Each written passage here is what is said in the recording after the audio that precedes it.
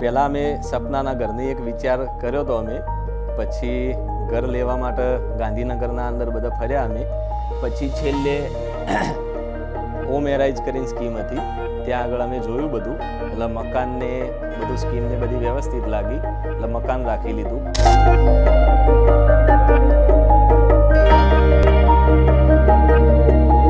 પછી નેક્સ્ટમાં ફર્નિચર કેવું કરાવશો, કઈ રીતે કરાવીશું, એ બધા વિચારમાં હતા. બહાર બધા ફર્યા, અમદાવાદ, ગાંધીનગર, બધા અલગ અલગ જગ્યાએ.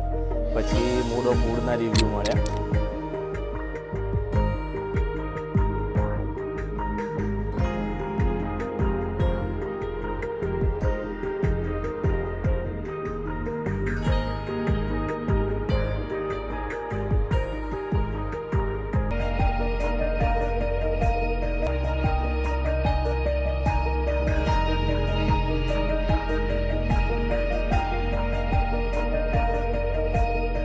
પછી એ વખત થોડો ડાઉટ એવો લાગતો હતો કે કેવું બનશે, કેવું રહેશે, પણ પછી હાલ તૈયાર થઈ ગયું ઘર.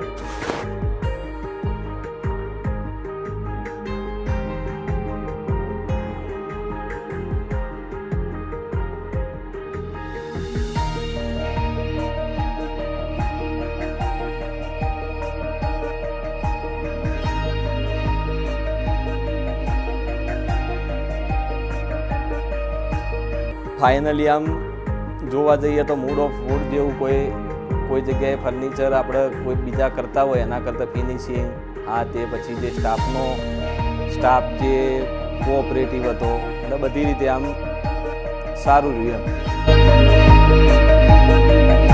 એકંદરે જે સપનાનું ઘરનું અમે વિચાર્યું હતું એ ફાઇનલી હોમ એરાઇઝ સ્કીમ અને મૂડ ઓફ વુડ જે ફર્નિચર કરી આપ્યું એનાથી અમારું સપનાનું ઘર પૂરું થઈ ગયું.